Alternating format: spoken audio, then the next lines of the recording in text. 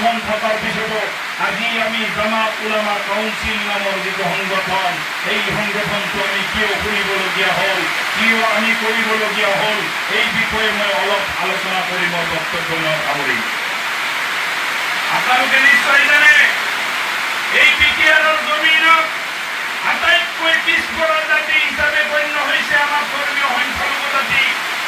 এই জাতি চাকৰি বাকৰিৰ ক্ষেত্ৰত পিছপৰি আছে।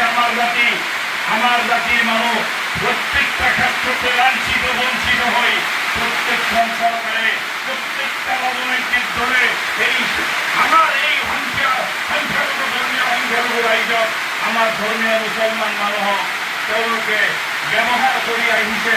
আমাৰ উন্নয়ন কোনো চৰকাৰে কৰা নাই, কোনো ৰাজনৈতিক দলে কৰা নাই।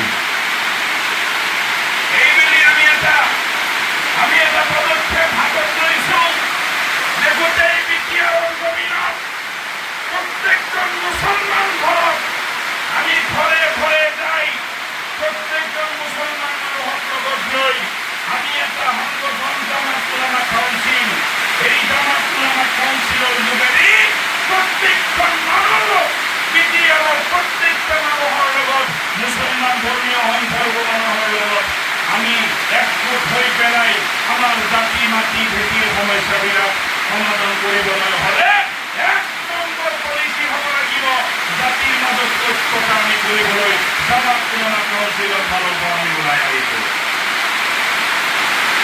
আজি আপোনালোকে নিশ্চয় জানে যে আজি আমাৰ জাতিটো সময়ে সময়ে প্ৰত্যেকটা ৰাজনৈতিক দলে ব্যৱহাৰ কৰিছিল।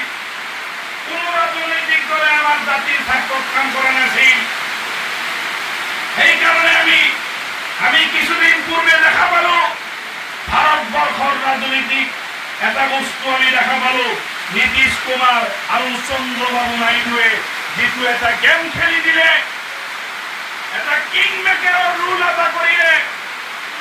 আমি সেই হিচাপতে বিটিআৰৰ মুছলমান আমি সমগ্ৰ বিটিআৰত সেকেন্ড লার্জেস্ট পপুলেশন থাকা সত্ত্বেও আমার কোনো ভ্যালু নাই, আমার কোনো মূল্য নাই, আমার কোনো উন্নয়ন নাই, আমার কোনো ডেভেলপমেন্ট নাই, আমার জাতির মাজত কোনো ইএম নাই, কোনো এমসিএলএ নাই, কোনো এজন মানুষ সরকারি পক্ষৰ পৰা পলিটিক্যাল ভাবে আমি জিৰো হয়ে আছো।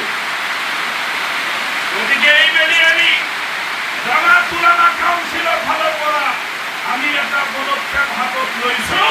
গোটেই বিটিআৰৰ মুছলমান মানুহ আমি দ্বিতীয় সেকেন্ড লাৰ্জেস্ট পপুলেশন হিসাবে আমি যদি জাতি হিসাবে একগোট হব পাৰো এই বিটিআৰৰ ৰাজনীতিত আমাৰ প্ৰভাৱ ঘটিব আৰু আমাৰ জাতি মাটি ভেটিৰ সমস্যাবিলাক আমি সমাধান কৰিবলৈ আমি সক্ষম হ'ম।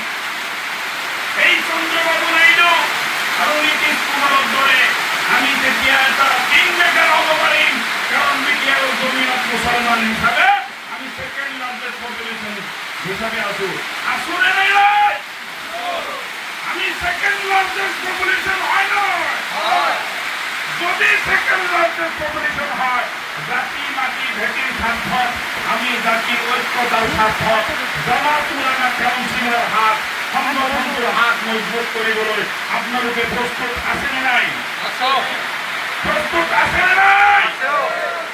গতিকে এইবেলি আমি জামাত উলামা কাউন্সিলৰ ফালৰ পৰা আমি ইউপিপিএল দল অর্থাৎ প্রমোদ বড় ডাঙরিয়ার নেতৃত্বত চলি থকা সরকার ইউপিপিএল সরকারক সমর্থন করে আগত দিনত আমার জাতি মাটি ভেটির সমস্যাবিলাক সমাধান করার ক্ষেত্ৰত আমি জামাত উলামা কাউন্সিলৰ ফালৰ পৰা আমি অগ্ৰগতি কৰিছো।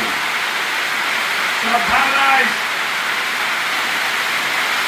আপোনালোকে নিশ্চয় জানে আজি জাতিৰ মাজত ঐক্যতাৰ অতিকৈ প্ৰয়োজনীয় হৈছে। আপোনালোকে নিশ্চয় জানে একতাৰ মাজত শক্তি আছে। আজি বহুত সংগঠন আমাৰ মাজত আহিল আৰু গ'ল। মানে যোনে লংকাত গ'লে সিয়ে ৰাৱণ সাজিলে, যোনে লংকাত যায় সিয়ে ৰাৱণ সাজে। জাতিৰ স্বাৰ্থত কাম কৰা মানুহৰ সংখ্যা খুবেই কম। কোনোবা মানুহ যদি জাতিৰ স্বাৰ্থত কাম কৰিব বিচাৰে সেই সকল মানুহক গুলিয়াই হত্যা কৰে। ঘটনা মিছা। আজি আমাৰ মাজত আমাৰ সাদাকাটিৰ পড়ায় বিএনপিৰ নেতা লাফিকুল ইসলাম ডাঙৰিয়া তেওঁ আমাৰ মাজত জাতিৰ স্বাৰ্থত মাত মাতিছিল আৰু সেইজন মানুহক দিন দুপৰতে গুলিয়াই হত্যা কৰিলে। আজি জাতিৰ স্বাৰ্থত মাত মাতা মানুহৰ অভাৱ হৈছে। আমি সংগঠন কৰিছো, কোনো সংগঠনৰ ফালৰ পৰা জাতীয় সমস্যা সমাধান হোৱা নাই। মানে যিখিনি আমাৰ সমস্যাবিলাক দিনক দিনে বৃদ্ধি পাই আছে, যোনে লংকাত গৈছে সিয়ে ৰাৱণ সজিছে। গতিকে আমি একনায়কবাদ সংগঠন আমি নকৰো, আমি মিলি জুলি সকলো মানুহৰ সমৰ্থন লৈ পেলাই প্ৰত্যেকটা মানুহৰ দৰ টু দৰ গৈ ঘৰে ঘৰে যাই আমি সংগঠন আমি এনেকুৱা কৰি গঠন কৰিম, গোটেই বিটিআৰৰ মাজত আমাৰ এটা অস্তিত্ব আমি কায়েম কৰিম। আমি ধৰ্মীয় সংখ্যালঘু হিচাপে কোনো ৰাজনৈতিক দলৰ হৈ নহয়, আমি জাতি হিচাপে আমাৰ মুখত এটাই বাক্য হ'ব লাগিব, আমি ভোট দিম, ক'ৰবাত যদি আমি সমৰ্থন কৰিম সকলোৱে একেলগে সমৰ্থন কৰিম। আমি সমৰ্থন কৰিম, আমি জাতিৰ স্বাৰ্থত কাম কৰিম। কাৰণ এই বাক্যটো যদি প্ৰত্যেকটা বিটিআৰৰ মুছলমানৰ মুখত আহিব পাৰে যে মুছলমান হিচাপে আমি য'ত যাম একলগে যাম, হয়নে নহয়? তেনেহ'লে 100% এই বিটিআৰৰ সমস্যা জাতি মাটি ভেটিৰ সমস্যাবিলাক সমাধান হোৱাৰ সম্ভাৱনা আছে। আৰু আমি দেখিছো যোৱা বিগত দিনত আমি 17 বছৰ কোনোবা এটা ৰাজনৈতিক দলক আমি চালো আমাৰ জাতিৰ উন্নয়ন হোৱা নাছিল, কিন্তু বিগত 3 বছৰ 3.5 বছৰৰ চৰকাৰৰ কাৰ্যকালত আমাৰ ধৰ্মীয় সংখ্যালঘু জাতি হিচাপে আমি বহুত পৰিমাণ ভাল সংখ্যক কিছুমান কাম আমি জাতিৰ কাম আমি দেখিবলৈ পাইছো। গতিকে আমি এই চেগতে আমাৰ সংগঠনৰ ফালৰ পৰা আমি প্ৰমোদ বড়ো ডাঙৰীয়াক ধন্যবাদ জ্ঞাপন কৰিছো। আৰু মই বক্তব্য দীঘলীয়া নকৰো, যিহেতু বৰষুণ পৰি আছে, বৰষুণৰ বতৰত ইমান কথাবিলাক আপোনালোকে স্পষ্ট বুজিও নাপায়। গতিকে মই আজিৰ এই মিটিঙৰ যোগেদি আপোনালোকক এটা অনুৰোধ কৰিব বিচাৰিম, আপোনালোকে জাতিৰ স্বাৰ্থত কাম কৰক। ইনশাআল্লাহ জাতিৰ স্বাৰ্থত কাম কৰিলে আল্লাহ খুশ হ'ব, আল্লাহ ৰসুলো খুশ হ'ব, আৰু আমাৰ আপোনাৰ জীৱনটো বৃথাই নাযায়, হয় নে নহয়?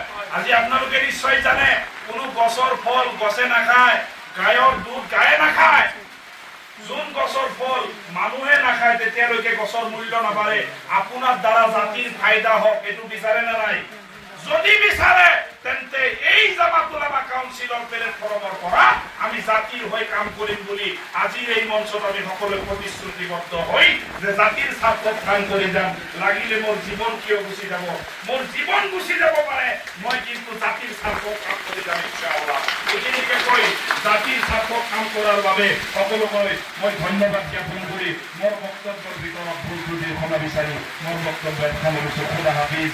জামাত উলামা কাউন্সিল জিন্দাবাদ, জামাত উলামা কাউন্সিল জিন্দাবাদ। জয় আই অসম, জয় বিটিআৰ।